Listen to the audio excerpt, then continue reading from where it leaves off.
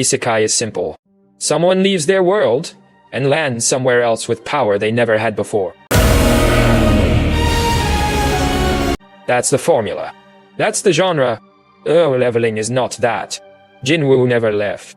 There was no portal, no truck, no fantasy kingdom waiting on the other side. He stayed. In his world, in his body, in his life. And that is exactly what makes it so much darker than any isekai ever could be.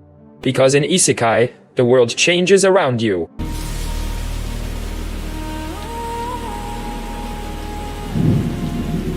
В одиночку? In solo leveling, the world changed inside Jinwoo. And by the time it was done, the person it started with wasn't the one left standing. Stay until the end. Because Clue #4 is the moment in the manhwa that the anime hasn't shown you yet. And it's the moment you realize this was never a power fantasy. It was something else entirely. Before we go further, let's be clear about what Isekai actually is. It's an escape story. Ordinary person. Ordinary life. Extraordinary new world where everything is different. The rules, the magic, the people. The old life gets left behind. The new one is where you finally get to matter. That's the fantasy. And it works, because we all understand wanting to be somewhere else. But solo leveling doesn't offer that. Jinwoo still lives with his sister. He still visits his mother in the hospital. He still goes to work, just work that happens to involve fighting creatures from another dimension. The familiar world never disappears. It's always right there. His old life, his old self, is always within reach. And that's what makes what the system does to him so disturbing. In Isekai, you leave the world behind. In solo leveling, the old world watches you disappear. 4 clues. And they get darker with everyone. Clue number 1. The system wasn't a gift. It was a construction project. And Jinwoo was the raw material. Here's what the manhwa makes explicit that the anime softens. The system was physically rebuilding Jinwoo's body from the cellular level up, not enhancing what he already had, replacing it. A body suitable for the Shadow Monarch. The rulers needed a human vessel that could contain a god-level entity without falling apart. Jinwoo was the candidate they selected, so though the system started from day one, disassembling the human body and building something else in its place. Think about what that means for a second. Every stat increase, every level up, every new ability. That wasn't Jinwoo growing stronger. That was the Shadow Monarch's requirements being installed into a human frame. And here's the part the anime moved past too quickly. Jinwoo noticed. He felt it happening. He started to understand that whatever the system was making, it wasn't quite him anymore. In Isekai, the hero gains power. In solo leveling, the power gains a host. And the body was just the first thing the system came for. Clue number 2. And this is the one that hits the hardest. Because it's documented. Not implied. Documented. In Season 2 of the manhwa, a Reddit thread that broke 10,000 upvotes described it this way. Jinwoo had become darker, colder, more ruthless, and arrogant. And crucially, he'd lost something he used to have.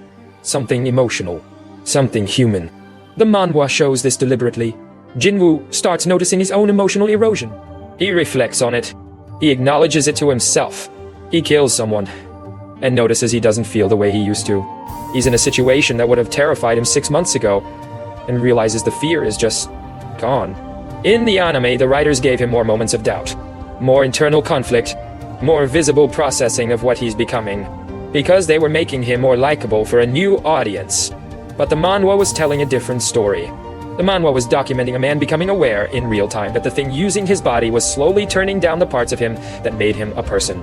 Not his strength, not his memory, not his love for his family, just his capacity to feel the weight of what he was doing. And here's what's terrifying about that. He kept going anyway, because by that point, he couldn't tell the difference between what he wanted and what the Shadow Monarch needed. Clue number 3. And this is the specific scene the community keeps circling back to. 2 versions of the same moment. The anime and the manhwa. In the anime, when Jinwoo kills Wang Dong-suk, it's decisive, fast, a response to an immediate threat, justifiable. In the manhwa, he crushes his skull first. more brutal, more deliberate, more premeditated. But that's not even the darkest one. The Kim Cho scene. A hunter who's cruel, arrogant, and dangerous.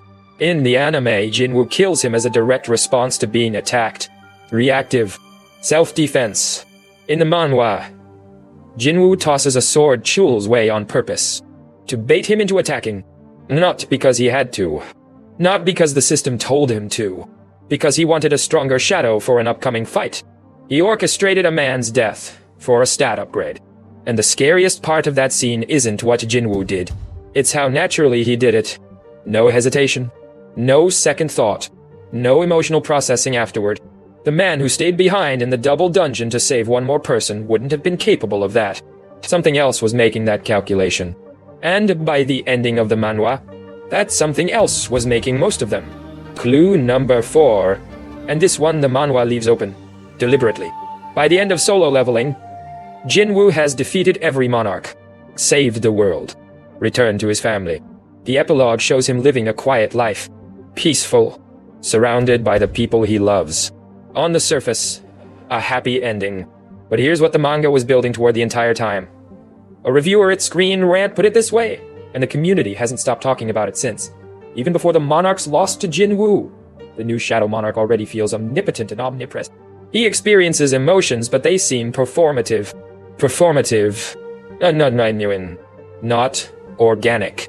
Performed. Like a being that remembers what human emotions were supposed to look like, and reproduces them. For the people watching. For the people he loves. Because the real Jinwoo, the one who was scared, who felt everything, who cried in a